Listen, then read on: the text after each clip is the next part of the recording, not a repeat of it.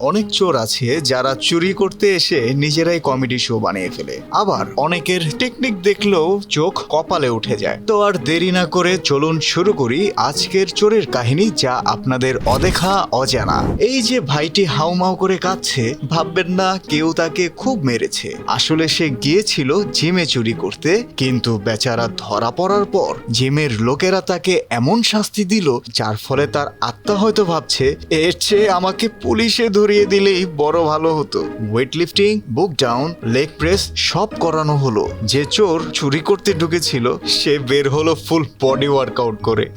পরের বার সে জিমে চুরি করার কথা ভুলেও মাথায় আনবে না। আচ্ছা, এবার দেখুন বাইক চুরির সিনেমা। কি মনে করছেন তারা তালা ভাঙবে, বাইক স্টার্ট করে চালিয়ে চলে যাবে? আরে না, তারা দুই ভাই মিলে পুরো বাইকটাই গাড়ির ভিতর তুলে নিচ্ছে। আপনারাই বলুন এটাকে কি বলা যায়, চুরি নাকি অপহরণ? সেজন্যই হয়তোবা অনেক বাইক মালিকরা তাদের বাইককে আদর যত্ন করে একসাথে ঘুমান, যেন কেউ চুরি বা অপহরণ করতে না পারে। এই চোরের কাণ্ড দেখে একদম আলাদা রকমের বিনোদন পাবেন। বাসায় চুরি করতে ঢুকেছে ঠিকই, কিন্তু সামনে যে বড় আয়না ছিল সেটা তার অজানা ছিল।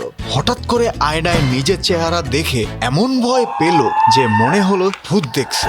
ভয় পেয়ে বেচারা এমন দৌড় দিল যেন তার আত্মা শরীরের আগেই পালিয়ে গেছে। এই চোরটা মোবাইল চুরি করে তারপর আবার ফেরতও দিতে আসে। কি মনে হচ্ছে সে খুব ভালো মানুষ, তাই না? ঘটনা হচ্ছে শোরুমের দরজাটাই আগে থেকেই লক করা ছিল, পালানো রাস্তা বন্ধ।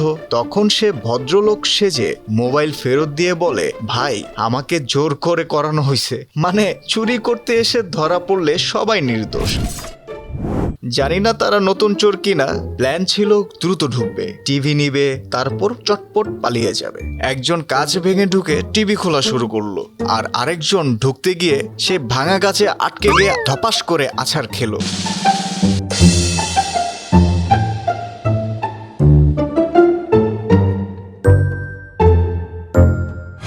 তাদের আছাড় খাওয়া দেখে মনে হচ্ছে এটা চুরি না, পুরো সার্কাস। একজন সিসকে চোর চলন্ত গাড়ির একটা অংশ নিয়ে দৌড়। প্রশ্ন হলো এটাকে চুরি বলবো নাকি দিন দুপুরে ডাকাতি বলবো? এবারের চোরের টেকনিক আপনাদের চিন্তা ভাবনার উপরে।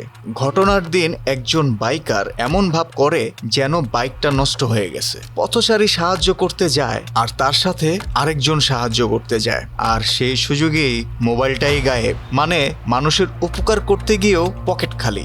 সাহায্য অবশ্যই করা উচিত, কিন্তু নিজের পকেটের খবরটা কিন্তু আপনারা রাখবেন। এত সব চোরের কাণ্ড দেখে একটাই কথা বলা যায়, চোরেরা চালাক হতে চায়, কিন্তু অনেক সময় ভাগ্য তাদের কমেডিয়ান বানিয়ে দেয়, আবার অনেক সময় তাদের সফলও বানিয়ে দেয়। দিন শেষে আপনার জিনিসপত্র যেন নিরাপদে থাকে সেই কামনাই রইল। ভিডিও ভালো লাগলে লাইক দিন, শেয়ার করুন, আমাদের ইউটিউব চ্যানেল সাবস্ক্রাইব করতে ভুলবেন না। দেখা হচ্ছে পরের ভিডিওতে, ততক্ষণে সবাই ভালো থাকুন, সাবধানে থাকুন।